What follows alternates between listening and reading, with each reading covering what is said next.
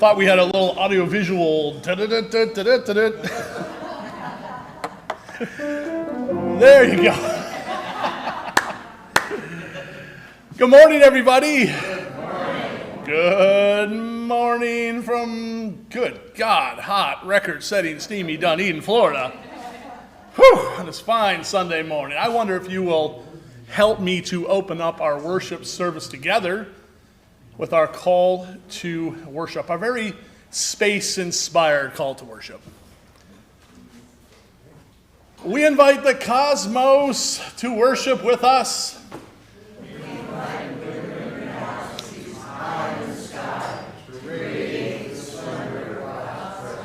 We call distant domains of space to celebrate with us. We invite nebula, nova, and black holes to thank God for their fascinating formation. We summon that piece of stardust called Earth. To pulse with the rhythm of God's presence and celebrate God's glory in this planet Earth. We invite millions of living species to dance with life.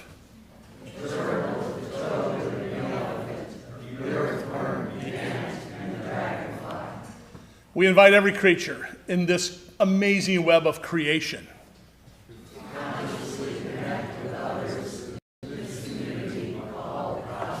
Dance before our eyes, O creation, dance. Hey, let's rise up in body or spirit and sing a great space-themed hymn on this Webb Telescope Sunday. Stars and planets flung in orbit. Let's sing.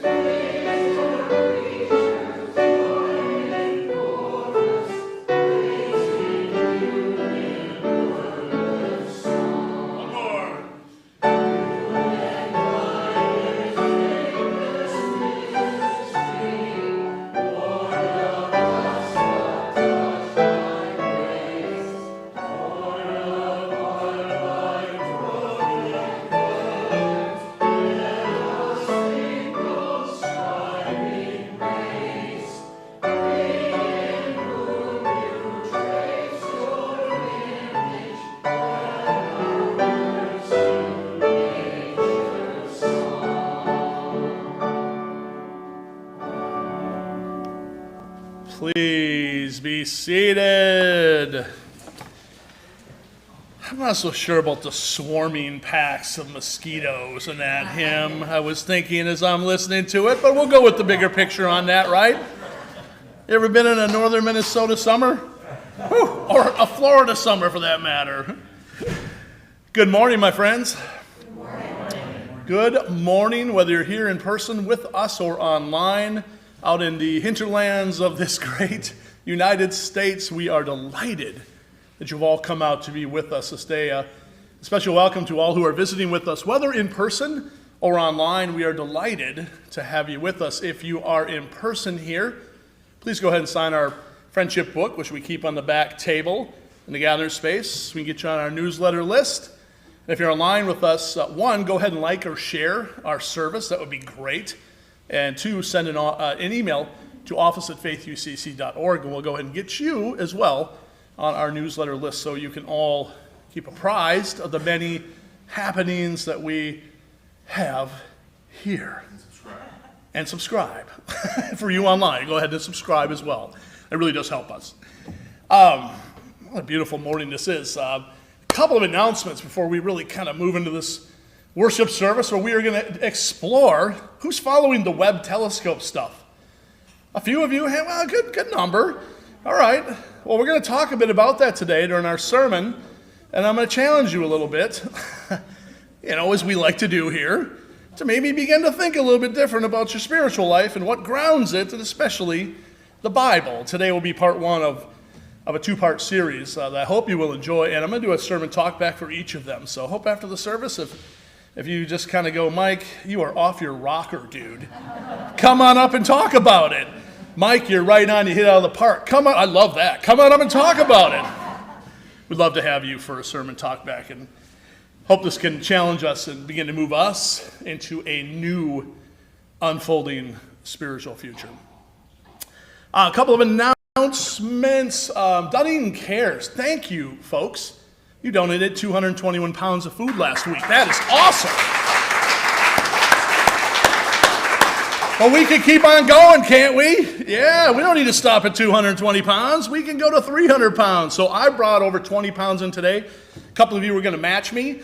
I'm going to keep doing that. I'm going to do that every week for the entire month of August. So who will match me in bringing in 20 pounds? We're going to blow the scales at Dunedin Cares. That needs to be our goal. That is awesome. We'll feed our hungry neighbors, stock those shelves. School is starting again soon. Kids are going to be in need for lunches and dinners and snacks. So let's feed Dunedin out of this church right here. So join me in bringing in those 20 pounds every single Sunday, or you can drop them off any other time of the week. We got bins here. You can leave them by the door. You can find the hours at Dunedin Cares, and you can drop them right over there. Thanks for joining me on that journey, our Dunedin Cares journey. And thanks to our team that lugs all that food over there every single week. We appreciate each and every one of you. Thank you. Meditation is back Tuesdays from 9 to 10 a.m. If you would like to sit in complete and utter silence for 45 minutes. You're all looking at me like, what? Who does that? Well, we do here at Faith UCC on Tuesday mornings from 9 to 10. So if you're interested in checking out some silent meditation in a group, which is really an interesting dynamic, an inspiring dynamic, check us out on Tuesdays at 9. I may add another one too on Thursdays. We'll see coming up here. You did that for a sermon once. I did a whole 45 minutes of silence? Well, not 45 minutes, but it was a sermon. I think a 45 minutes of silence would be a great sermon. What do you think? Better 45 minutes of words sometime, right? And go ahead and see our calendar of events. We're kind of on a summer break on some things right now, but not everything. So pay attention to what's going on in our newsletter for all of the happenings. We have a special announcement where Esther Tanner is for Together Women Rise. She's going to use our microphone from the back. Good morning. So once again, we are here asking you to join us on Saturday, August 6th, between 11 and 12 noon in our gathering space. This is a potluck event, so bring a dish to share and also invite a friend. You should also invite a friend. That would be nice. That would be fun. So just to let you know that the grantee for the month of August is going to be a program in the Democratic Republic of the Congo. It's called Colors of Connection. We love this project, and you see it there on the screen. It is a project that really supports young girls in many ways: psychological, arts engagement, public mural making, community building, violence prevention. So important. So this is a very important program. in our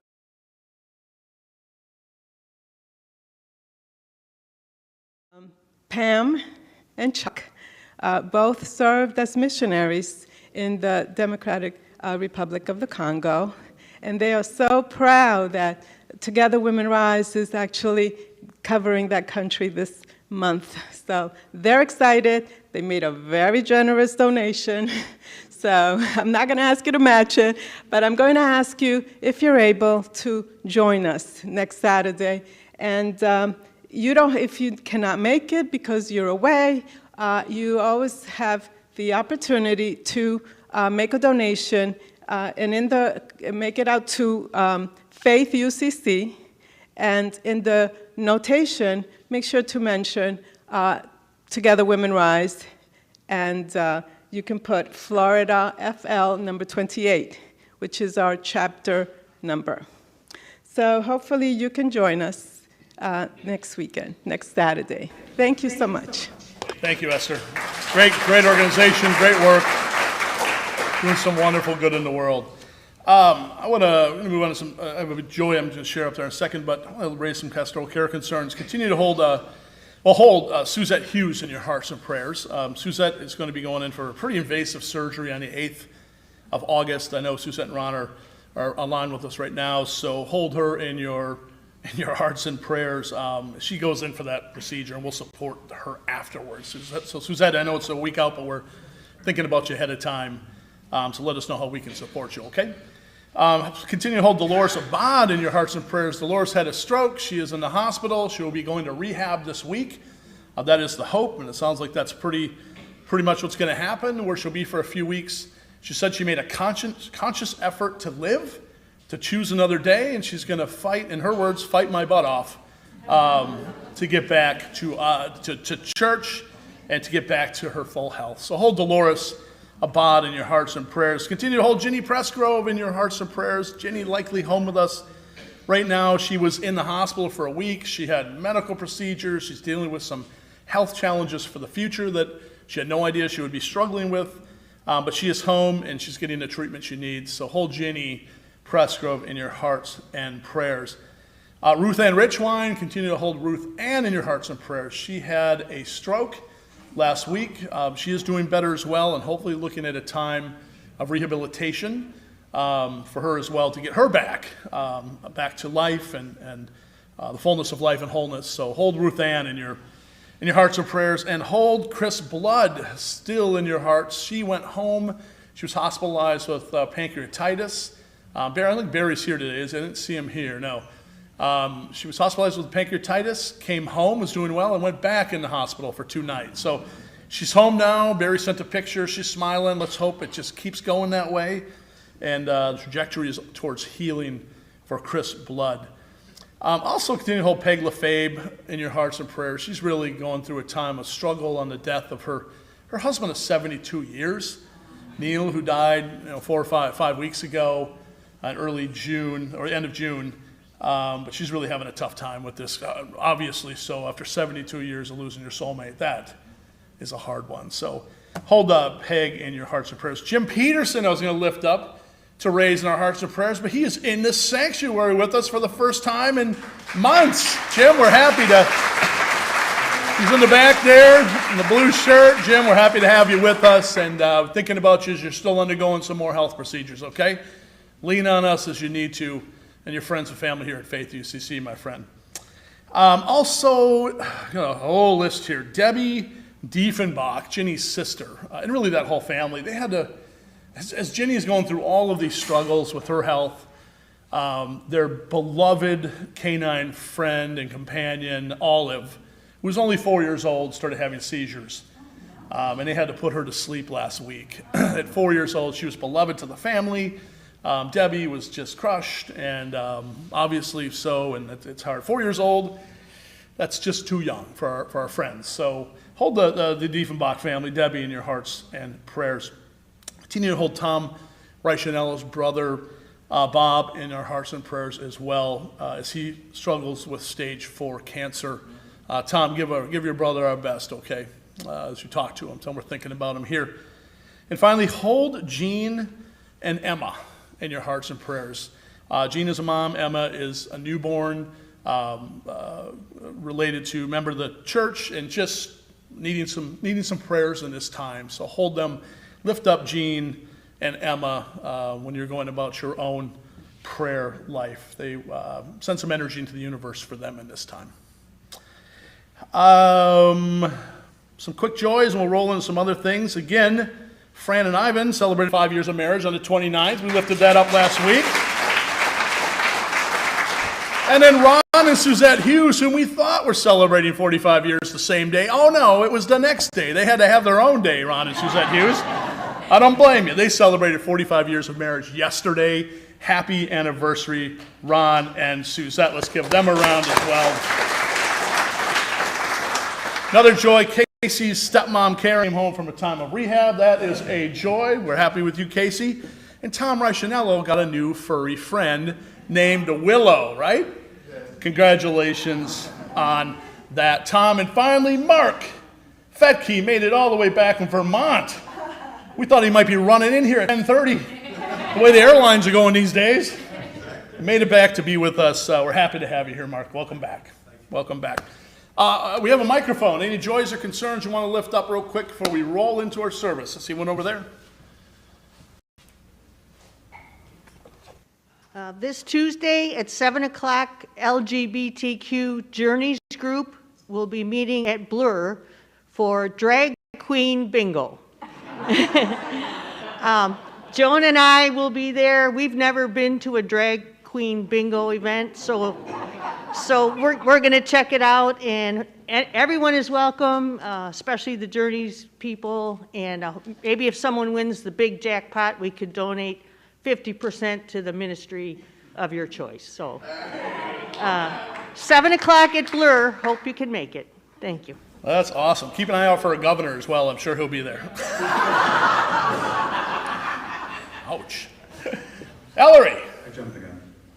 There's three joys. One, Cliff is home after five months in South Carolina. Two, I had a birthday on Wednesday. And you're going to baptize another baby. Oh. Because Cliff and I are going to be great grandparents.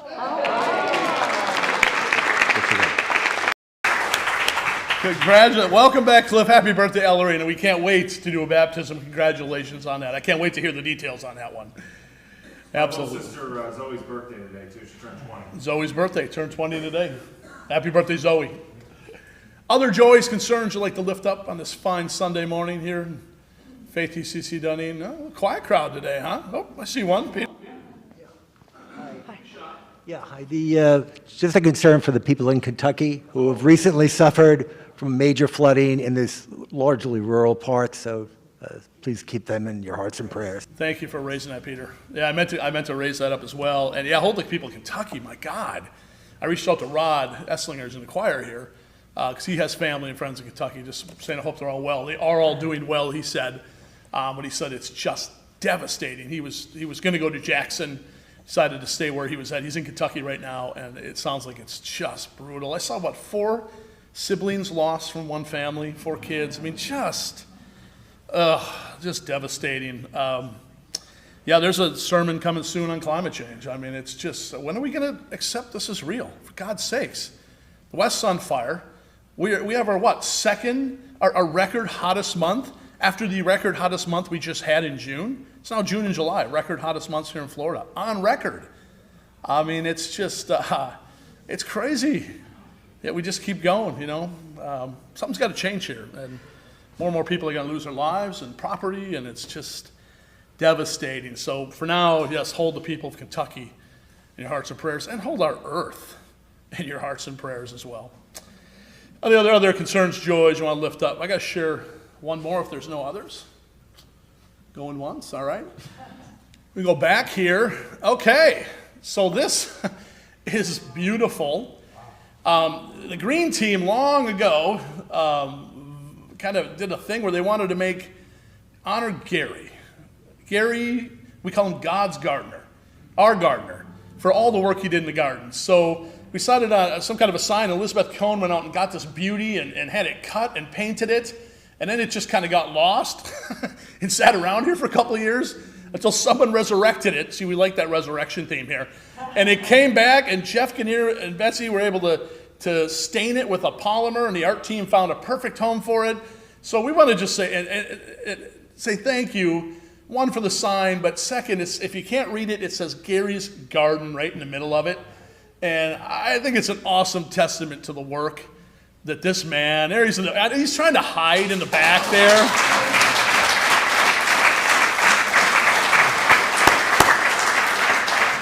But he does so much work out there. I come here and I'm coming in. I can't wait to get into the cool AC. I'm like running in here, and there's Gary sweating in the garden, down on his knees, weeding, pulling things out, planting new plants, keeping butter. I mean, the monarchs are on the endangered species list now. Do you realize that? And we have a home for them right here, and you'll see them fluttering all over. And a big part of that's because of the work of Gary and some others now that have come to work in the garden. So I guess we're forever calling this Gary's Garden. It is your garden, Gary, and it's going to stand as a testament to your amazing work. We are forever grateful. Thanks to all of you that made this sign happen and for helping us to finally get it up on the wall outside. If you want to see it afterwards, it's right out here on the wall, on the back wall here, and it will shine for you all to see. So, Gary, you are definitely God's gardener. But don't be God's gardener before you are a gardener for a much longer time. So, we love you, Gary. Thanks for all your work. Appreciate you. I'm going to take a few breaths, my friends. We need to just kind of settle it down, bring it in a little bit. I know we're constantly inundated with so much ugliness in the world, so much discord and violence and pain and division, natural disaster. It can become overwhelming at times. So we just need to pause every once in a while and just remind ourselves that this world is good, that it's full of beauty, that our awe and wonder can pop any time, the amazing things happening and unfolding around us. This is a time for that. I want you to conjure up something that's just beautiful for you, makes you smile. Hold that for a second. And take a few breaths while you're holding that image. Remind yourself that in this present moment, it's a beautiful moment. That there is joy in this world. That you're called to live it.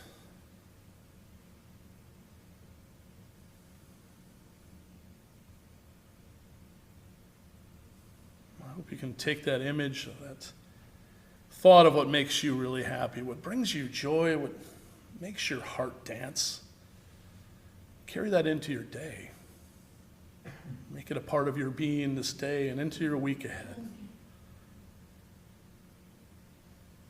When times are bleak, we need to live by the light of joy. I want to play a little video now. Many of you have seen this, maybe several times, but since we're talking about the cosmos this day, I want to center ourselves with the incredibly beautiful vision of one Neil deGrasse Tyson and his speech and his talk and his thoughts on space. What is the most astounding fact you can share with us about the universe? The most astounding fact The most astounding fact is the knowledge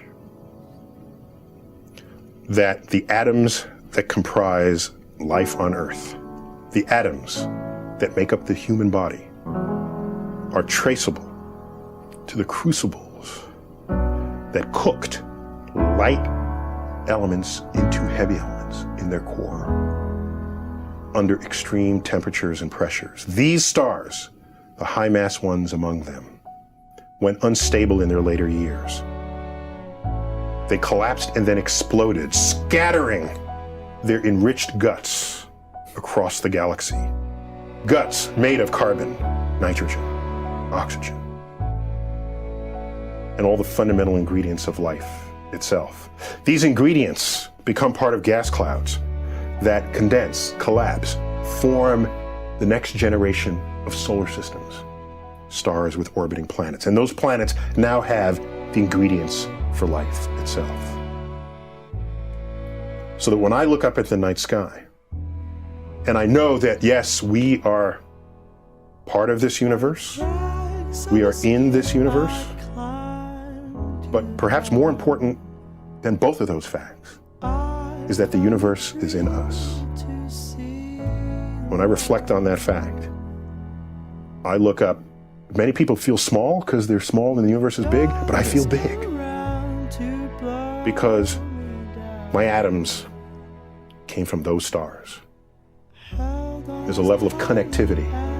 That's really what you want in life. You want to feel connected. You want to feel relevant. You want to feel like you're a participant in the goings-on of activities and events around you. That's precisely what we are, just by being alive.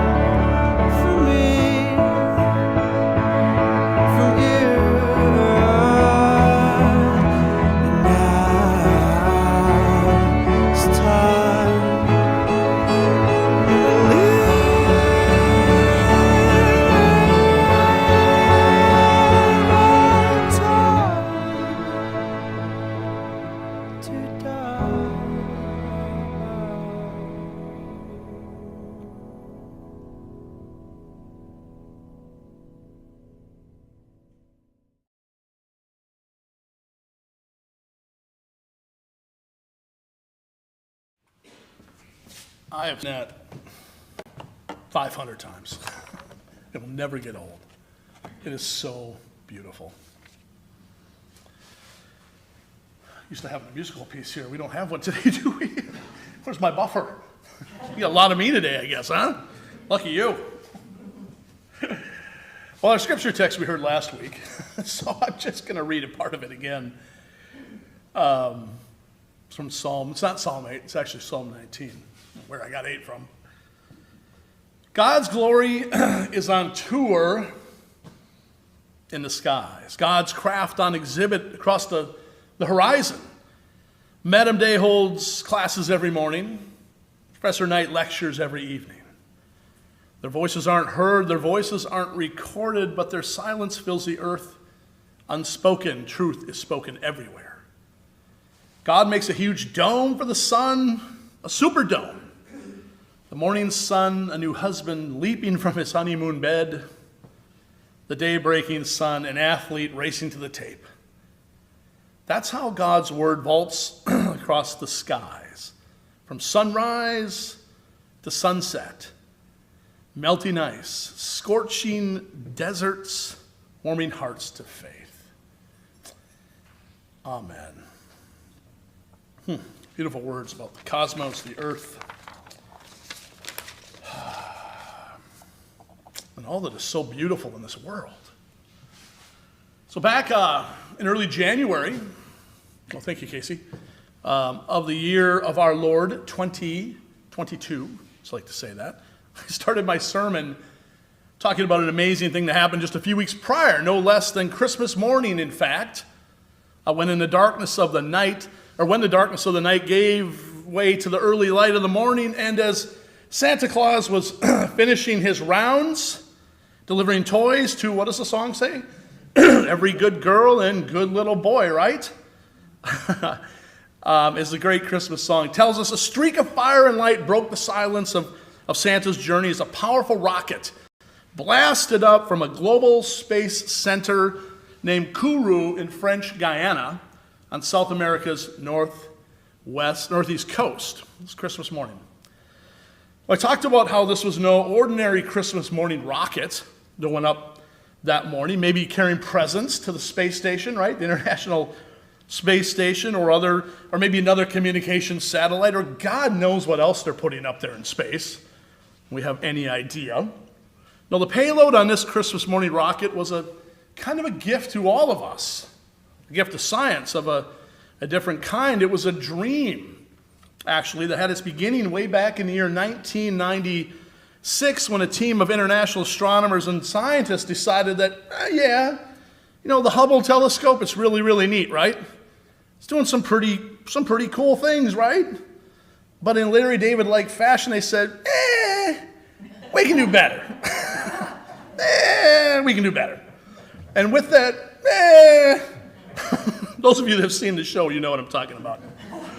And with that, the dream that would become the James Webb Telescope was born, and a new path to the galaxies and the stars and maybe all the way to the Big Bang itself was charted. The mission statement of this new telescope was this: the James Webb Space Telescope is the world's premier space science observatory. Webb will solve mysteries of our solar system, look beyond to distant worlds around other stars, and probe the mysterious structures and origins of our universe and our place in it. End quote. That's the mission of the James Webb.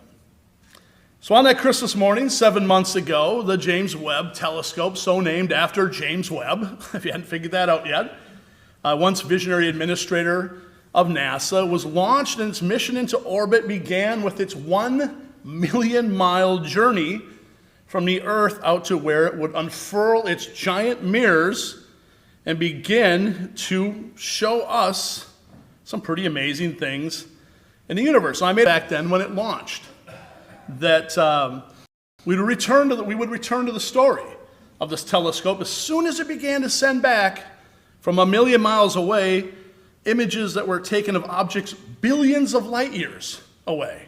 Does that even make sense to your mind? If I say 1 billion light years, do you have any idea what that means? Some of you might be really smart. You might get that. I had to take my shoes off to do the math on that. It was crazy. So they were hoping for March to release these images, but it took a little bit longer. So with some patience, eventually they came out. And just a few short weeks ago, if you've been following the story, the first images came back, and they have taken the astronomical and the scientific world by storm. I mean, blew them away, producing images far greater in detail than the web developers had ever hoped for. And that's just in the first couple weeks. They haven't even honed this thing yet.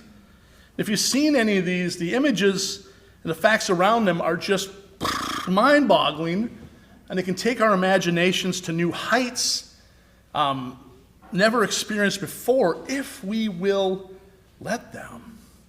Hang on to that, because that can be a really hard thing, especially for religious folks to do, to let their imaginations wander.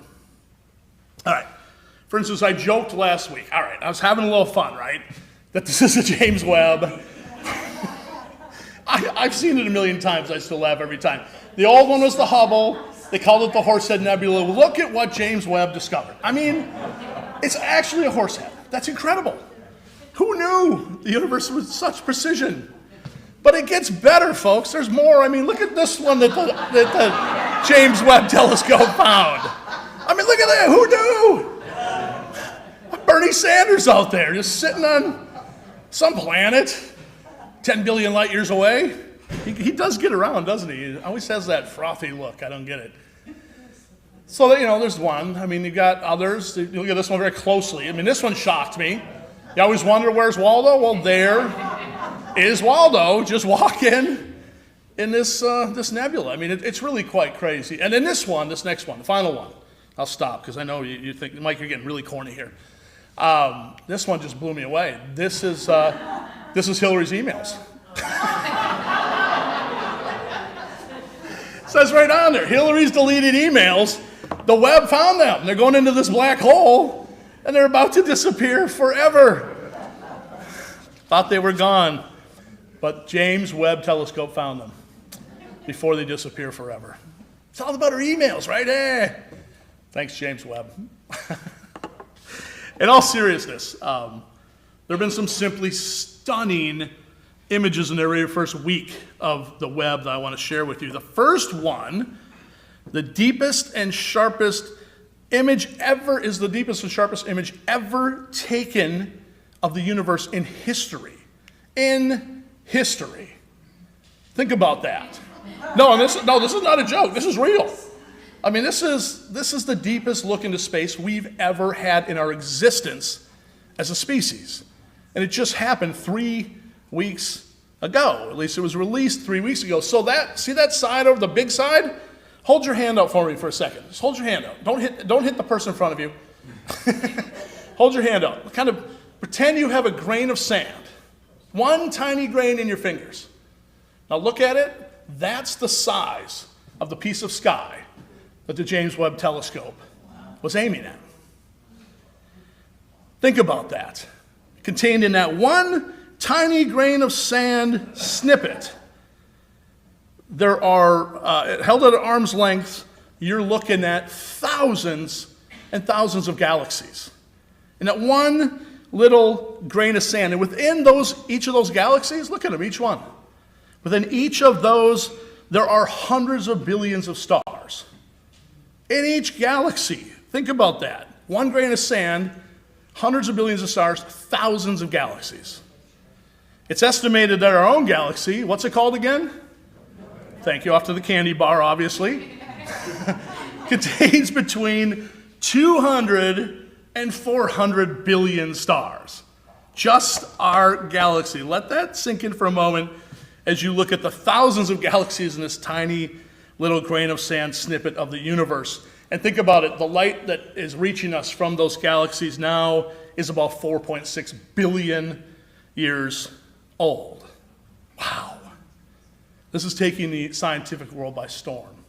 We may not quite get it yet, but it really is. They say this is just the beginning of how the Webb telescope's going to function. This is just its infancy, and they expect incredible amount of more detail to come over just this one very image in the near future.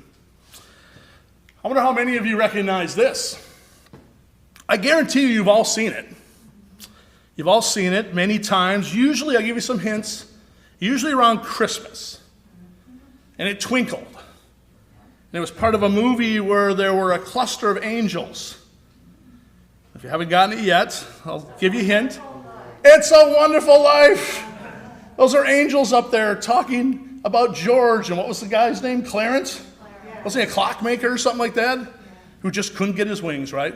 Poor Clarence couldn't get his wings. So they used this very group of bright stars and cluster to use as the angels. It's a Wonderful Life. Well, this cluster is actually, there you go, I forgot to put up a graphic. It's actually called Stephan's Quintet. And this is what it really looks like, according to the most recent photograph from the Webb. Now, this cluster of 5 galaxies lies 40 million to 290 million light years away, or as NASA calls it, pretty close. Really? According to a space website I was perusing, they said, quote, in the beginning of the 1946 holiday film classic, It's a Wonderful Life, angelic figures take on the form of a famous group of compact galaxies known as Stephan's Quintet. In reality, these galaxies aren't so heavenly. Pictures from NASA's Hubble Space and now the Webb, in more detail, show that Stephan's Quintet has been doing some devilish things.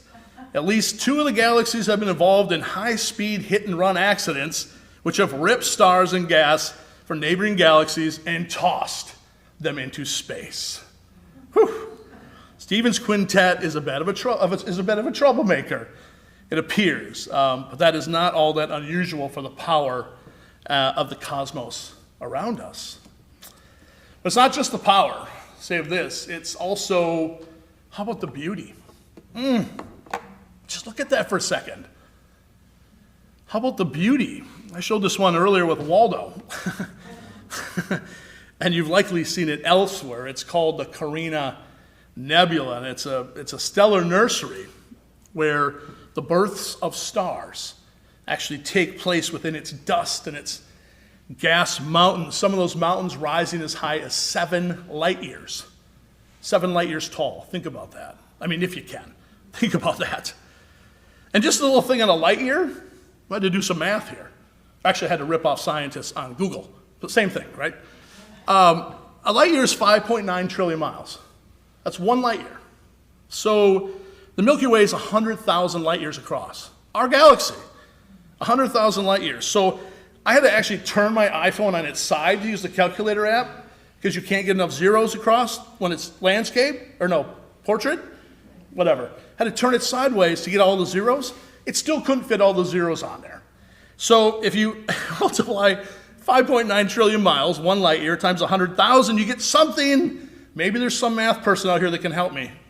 5E17. What does that even mean? I have no idea, but it's... Is it 27 zeros? Is that what it is? That's a lot of space, isn't it? That's just the Milky Way. Anyway, that's just our galaxy. It is said that this nebula alone will provide astrophysicists and astronomers with never before seen data on the formation and the birth of processes by which these violent, massive gas clouds and dust churn them out before they become the future of galaxies and other stars. Is it octillion? Yeah. I don't get it. Poof! And beyond birthing stars, however, this nursery just shows us, my God, just look at it, my friends, incredible beauty, even amidst all of the chaos that goes around us. There's just so much beauty. I am in awe. I hope you are too, of what the Webb telescope has brought us in its very, very young infancy, and excited to see what news and views it will bring us about our universe as its full power is unveiled and turned on the universe and utilized for all to see. Peering back in time to long ago places, give or take 100 million or 10 billion years, or even, I'm going to say this, before the Big Bang. Before the Big Bang. Not to the Big Bang, but before the Big Bang, or whatever the heck transpired then. Do we really know? I mean, come on, it's mind-boggling. My hope is that you, all of you, will keep paying attention to this. We need to keep paying attention to this stuff, because in it can lift us to new dimensions. It can heighten our spiritual lives in ways we've never really been given the freedom to imagine. And you know why that is? Because our spiritual lives were never here. They've always been in a book from long ago. And that's where I want to go. So I find that really sad. Nowhere in this day and age, leaving the web for a moment, are we being called to adjust our vision more so than when it comes to our religions, our faiths, and our tiny, teeny, tiny, minuscule, and all too earthly visions of that which we name God, specifically the God of the Bible. I'm just going to say it. I'm just going to lay it out there. Specifically the God of the Bible, the tribal, earthly, and all too limited God of very earthly, limited religions. This became more clear to me than ever, as I recounted last week when we were driving through the heartland of this beautiful nation, and just kept seeing all those signs, you know? We're just talking about those signs. You didn't see many of those in Vermont, but we sure saw them through the middle of this country, and all we did was encounter this little puny, outdated, tribal, and judgmental attributes to the God that so many in this nation ascribe to. Ugh. On the way home, driving those interstate roads, even with my COVID brain, I had my phone out. I wasn't driving. I was a passenger, of course. After Webb's first photos were released, going through the heartland, and I'd be holding my phone in one hand, looking at images like that. Some of the most awe-inspiring things I've ever seen photographed in my life, in history. And there I am driving by these signs. Again, I can't get these signs out of my mind. That said awful things about believing in Jesus, and salvation, or you're going to go to hell, wherever that is. James Webb's going to find it maybe eventually. I don't know. I doubt it. I'll say more about that in a second. Just ugly threats that are just so unnecessary in this day and age. And God, and the infallibility of the Bible, and sin, and judgment and wrath, it's all it was. It's never a mention of, as I said last week, beauty, compassion, or love when it comes to God. It leads me to ask the question, why are so many seemingly good people locked into this prison of this wrathful, vengeful, just waiting to punish people for their non-belief, or their willingness to question big things, or their freedom to think just a bit differently, or their apparent difference from those who put up those hateful God signs in the first place? On our vacation through those lands we drove, and well beyond them, it's not just there, it's all over. It became clear that the stench of biblical inerrancy, biblical literalism, and biblical certainty is doing real, massive damage to people's spiritual lives and blocking them from opening themselves to the wonder and awe of things like the universe that's coming alive and around us in so many amazing ways through science, through modern science. The web photos are, this is what some of the things I read. I went to the detractors. I don't know why I do this. The web photos are neat, they say, but they're meaningless because all that matters is what happened in that mishmash of books that were written centuries ago. I heard that over and over again. Don't look at the photos of the Webb telescope. This is a quote from one, just go back to Adam and Eve. Don't look at this stuff, or look at it and just enjoy it as pretty, but then go back to Adam and Eve. Don't let your faith be shaken by these photos from space. This is what it said. Go back to the first couple. First couple. The first couple, Adam and Eve. The first couple was in the White House. Well, that was my first thought too. What does the White House have to do with this first couple? I read many Christian reactions to these photos, and so many began with just that, or something like, they're just photos, they're colored, and they're neat, but we don't need to look past Jesus and his salvation to find the heart of our faith. It didn't surprise me, all the detraction. There's a lot of it out there. You can go find it yourself later. But why can't these photos, this is my question, and other major scientific findings and discoveries expand, just for once, our sense of awe and wonder, and therefore maybe expand our sense of who God is in the midst of creation, in the midst of earthly life, in the midst of woo! Getting a little excited. In the midst of human life, in the midst of the cosmos, and yes, even in the midst of someday, oh my God, extraterrestrial life. Whew! You think Christian minds are being blown now threatened by colorful photos of clouds and gases? Wait till a little green man with antenna come walking on out. Or we discover that someday we're not just talking about a universe, but as many great physicists are already talking about, trillions of universes. What's that going to do, huh? Just go back to the first couple. Oh my God. The Bible, one, what they're going to realize, it doesn't have an answer for that.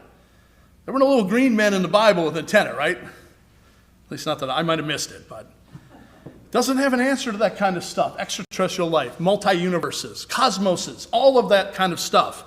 Because it was never intended to have answers to that kind of stuff. Because you see, the Bible is a tribal book taken out of a tiny piece of the world, just like that grain of sand. Just like that grain of sand. A little corner of the world that attempts to locate a particular people's visions of God, life, relationships, laws, morals, and more, and a code to kind of live by. It's also a book that tells us a bit and fabricates a whole lot of the story of a poor preacher named Jesus and his challenge to the world of the Bible and the world outside of it, a pagan world that held him captive. It tells a tiny bit of history and attempts and fails miserably, for our sake today, at cosmology. Rather, it was more composed of myth, its mythology, its story, its law, hopes and dreams more than anything else. But we know so much more today, don't we? Can you just admit that with me? Do we not know so much more today than we did 3,600 years ago? Can we just accept that as a fact? Not an alternative fact, an actual fact? So perhaps it's time we put the Bible away. You know, when we look at the world around us, our spiritual lives, the universe around us, and the interaction of our humanity with one another and the world and the cosmos. And it's just not, I hate to say this, and I struggled whether to even say it. It's just not relevant anymore. It's just not relevant anymore. And it leads to outdated signs on quiet heartland freeways that keep people locked in an abusive relationship with a fictitious tribal god and keeps them from exploring the awe and the wonder and the raptures of the world and of the cosmos around them that we are being exposed to by things like the James Webb Telescope. I hate to be so honest, I really do, but it's just so blatantly obvious in this day and age, and it's just time we name the elephant in the room. It's just time. For me. I guess my take, when I look at the web images that are emerging and ask, what do these images do for me? Oh, who's calling in?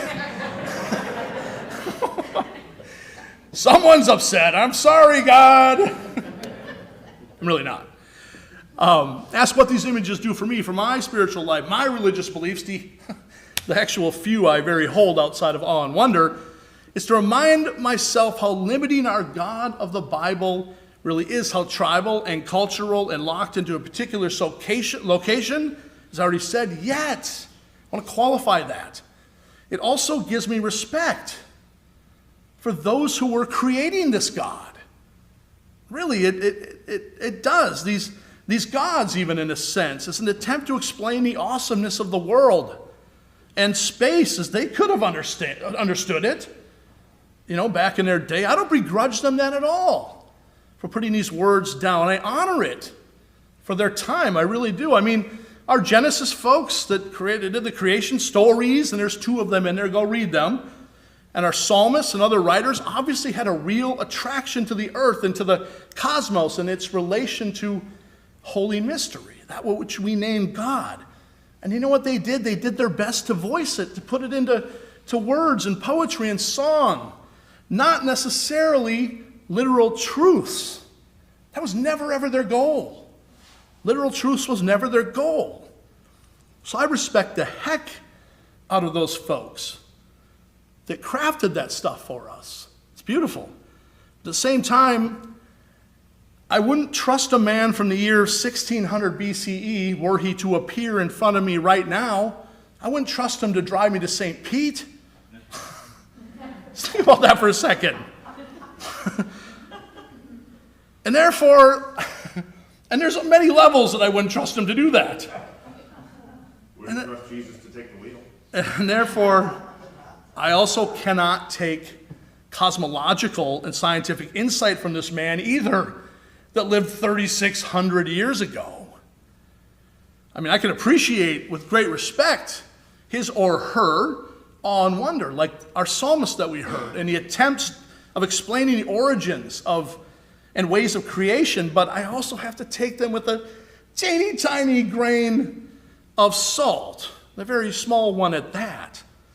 And I'm not saying, don't get me wrong, folks, I'm not saying that I'm some genius when it comes to space. I'm not saying that at all. But at least I, unlike my ancient man from the past that came here, at least I have Google, NASA.org, and Space for Dummies.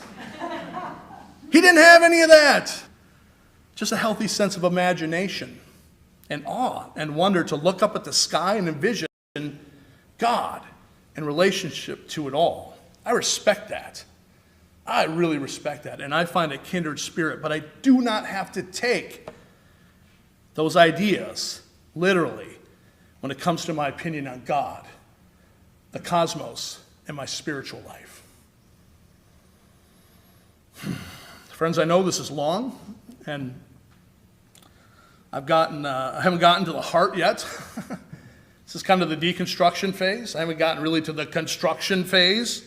What I want to say about the awe and wonder of the God experience and how I see the heart of that mystery here on earth in profound and amazing ways, and in the cosmos and in one another and all of creation. So next week, I want to do part 2 on this and expand this idea of the mystery that I name God, that we name God, through the lens of a couple ideas. I want these to sit with you. One is a rebirth of awe and wonder when it comes to all things spiritual. We drastically need a renewed sense of awe and freedom, religious and spiritual freedom, to be awestruck spiritually anew. That's the first thing we need. We need to put the clutter of the paradigms we've been imprisoned in away. 2 is jettisoning, and this is part of that, is the jettisoning of the tribal God of the Bible and the opening ourselves to the universal nature or multi-universal nature of that which we name God. What does this mean? I have no idea yet, but I'm going to figure it out this week without creating any God of the gaps kind of thing. Well, something I'll talk more about next week. And finally, if the God of the Bible is just too outdated, conditioned, and limited for many of us, then what does that mean for our understanding of the divine experience, which I contend we, each and every one of you, are an intricate and unfolding part of? So if we put all that stuff away, which is where we need to go, what does that mean for you? What does that mean for your spiritual life? Those are questions I want us to grapple with. So hang on to those cliffhangers, and we'll explore the God experience in more detail next week. And please do join me in a sermon talk back today, because I want to hear your thoughts on everything I just said, the good, the bad, and the ugly. I'm going to close with a little food for thought from my favorite famed mythologist, great mythological expert of the world, Joseph Campbell. And I'm going to give you this as a little something to chew on and ponder for next week. In discussing new cosmological findings in his time around this is the time around the Apollo space program, when things were popping and new things were coming. Whoa. Campbell asked the following question. He's one of the best. He said this: what does all this new discovery do to my mythology? What does all this new discovery do to my mythology? That's what he asked. Obviously, some corrections have to be made, he wrote. He went on with an illustration. I'll leave you with. For example, it is believed that Jesus, having risen from the dead, ascended physically to heaven, that's Luke 24:51, to be followed shortly by his mother in her sleep. That he cites early Christian belief confirmed as Roman Catholic dogma on November 1st, 1950.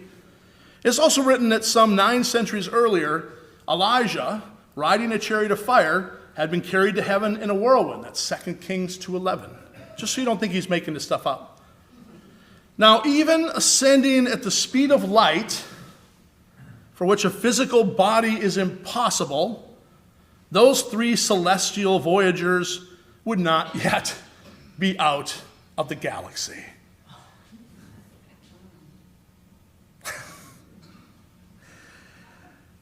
Those 3 celestial voyagers would not yet be out of our own galaxy. What does to be made today of such mythological, hence metaphorical folk ideas is the question he ended with.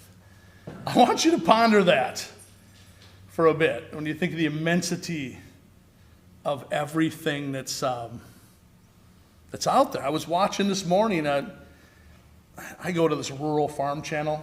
Way too much information, but it's called RFD. You've probably seen it in your Comcast. And I don't know why I do this, folks. I torture myself.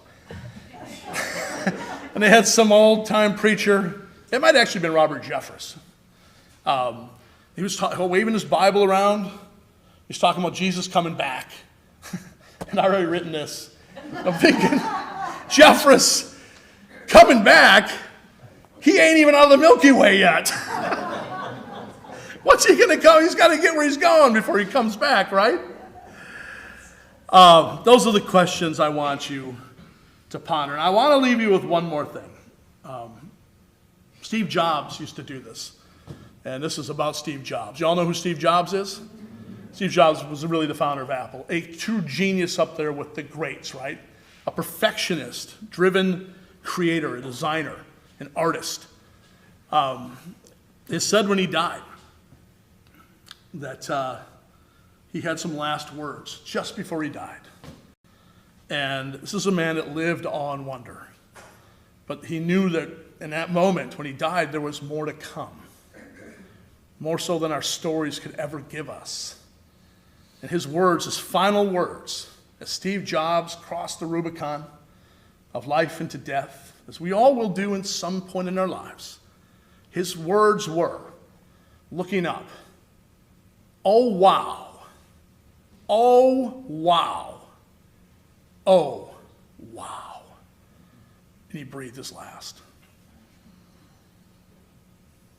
That is one of the most inspiring things I've ever heard of the God experience and the life experience and the totality of it all.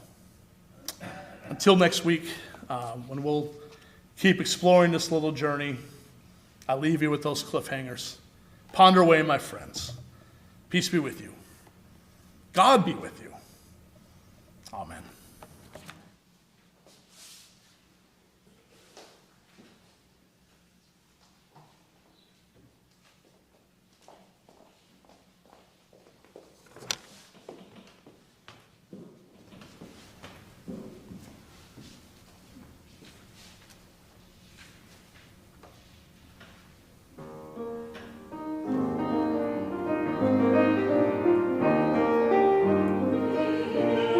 Thank you.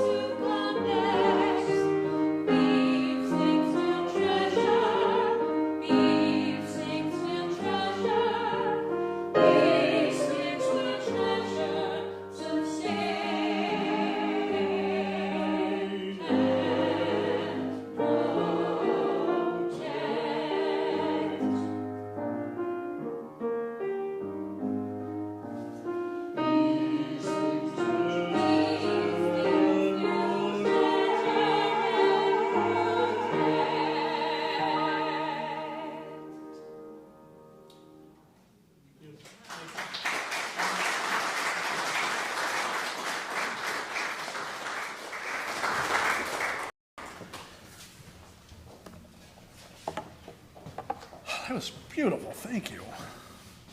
Thank you. The spiritual poet, mystic Rumi, he once wrote, "Prayer clears the mist, brings peace back to the soul." So let us clear the mist, a journey into a time of stillness and prayer together, and bring peace to our own souls.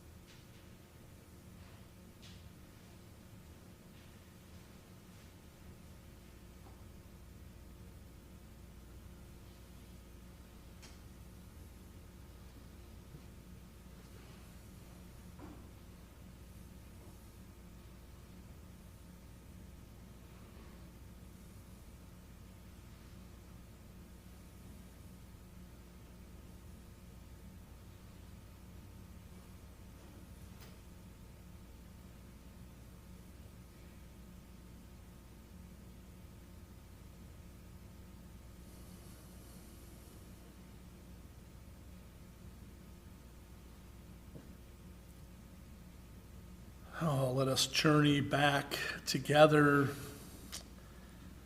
from that time of stillness and back into the realm of sound, and let's do so we can express our deepest gratitude, our hopes, our longings aloud into the heart of creation, to the energy of the universe, to the infinite nature of the cosmos, where our limitedness is confronted by the unlimited nature of the God experience. And into that experience, let's share our joys for life, and for the beauty of the world, and for acts of kindness and compassion, for the chance to always start over again, and of course, for another day to live with awe and wonder for all that surrounds us, all this beauty and wondrous diversity. Let's give thanks for all of that and those things we hold silently within us.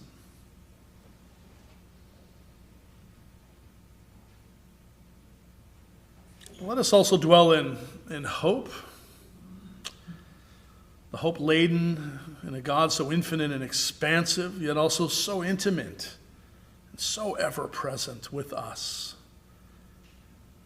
Into that presence, let us send our future hope for a world at peace, free of racism, free of gun violence, void of oppression and injustice, lack of equity and equality, and instead full of sharing and love and oneness, where all are fulfilled with what they need to live the good life. Let's pray for our world this day as well, in hope. And also we pray, O God, for our own minds and bodies and spirits, and those that we know and love who are struggling this day. We have hospitalizations among us, people seeking answers and release. We have illness. And so we pray for healing energy, for wholeness, for relief from the pain. We have mental health struggles, and runaway anxiety among so many of us. And we pray for peace of mind. We carry grief, oh God, grief of loved ones past, grief of lives changed, or grief of change we did not expect nor see coming. For all that keeps us from feeling whole and well and joyful this day, we lift it to your eternal now.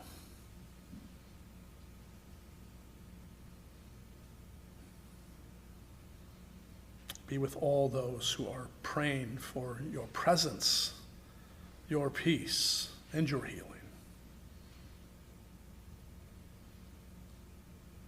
I wonder if you'll join me now, my friends, in praying a beautiful interpretation of an ancient prayer that Jesus grew to taught us. And the words are on the screen. Will you join me?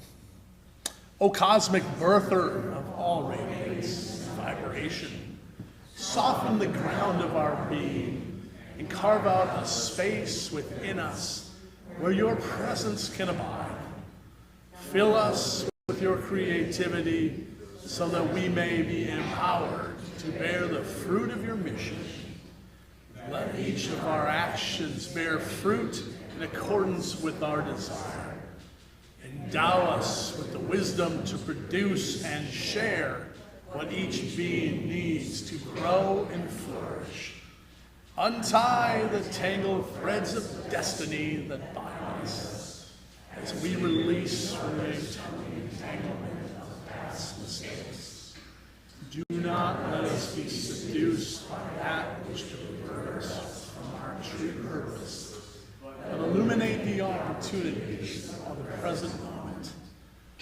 You are the ground and the fruitful vision, the birth, power, and fulfillment, as all is gathered and made whole again.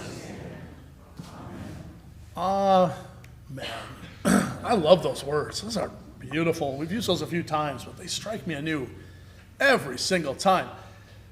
I just want to say thank you. Your generosity knows no bounds. You are giving to a place, a spiritual community that's looking to reshape things in the world. It's looking to keep alive spiritual communities, many and so many of which are dying in this day and age. I just read of another one in Minnesota that they're looking to give away a pulpit and a lectern because they're closing down. And that's kind of where we're headed for so many places. But not here, not us, not this place. And hopefully we can inspire others to keep going and to change how they're seeing God and maybe put away some of the things of the past that are no longer working. We are that kind of place, and your support helps us to be that. So I say thank you. Thank you for your incredible generosity and your giving and your treasure, your time, and your talent. It's truly, you are all truly inspiring. Thank you. I would like to say, though, you got all that cash. You won a big bet last night. You found a lump of cash on the side of the road, whatever. We got plates in the back. Oh, there, Brian's waving them. We got plates in the back. If you're visiting with us and you're like, I want to invest in this place, go ahead and use the plates in the back. If you're online with us, just go to our website, scan that QR code, and it'll take you right there. I want to invite you after the service, stick around. I want to hear your thoughts on the Bible. I want to know what you think. When you look at your bookshelf and you see that old dusty Bible that hasn't been pulled off in 5 years, oh, come on, who has a dusty Bible on their bookshelf that hasn't been pulled off in 5 years? Yeah, I think there's a few more that you're willing to admit. I want to know what you think of it, and how does it feel when you say when someone says to you to challenge it, to maybe put it away for a while, or to see God, to see God outside of the Bible. Oh my God, beyond the Bible. That's a lofty one for folks. I want to know your thoughts on that. So join me after the service. We'll gather up, get some coffee, some hospitality, and we'll circle up, or we'll just kind of square it, whatever. We'll talk and share. And then join us again next week. We'll continue the story.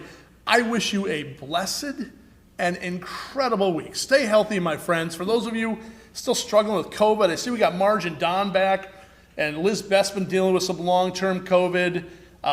It's just still here with us. So stay healthy, take your precautions, and just be well. And I look forward to seeing you again. If I don't see you this week, next week. But before we move our way out of here and into the rest of our day, to where you're all going to be doing something really fun, I hope, let us sing our way out of here. Let there be peace on earth, and let it begin right here with us.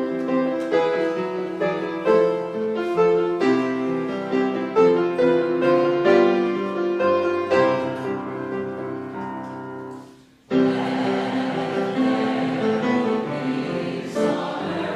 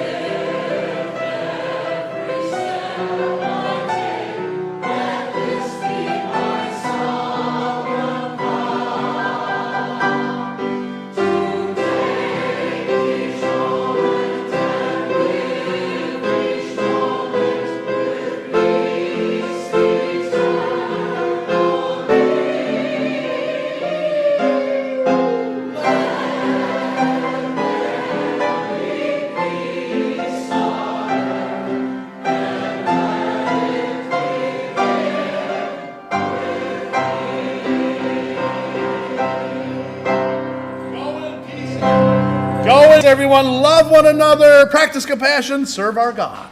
Amen.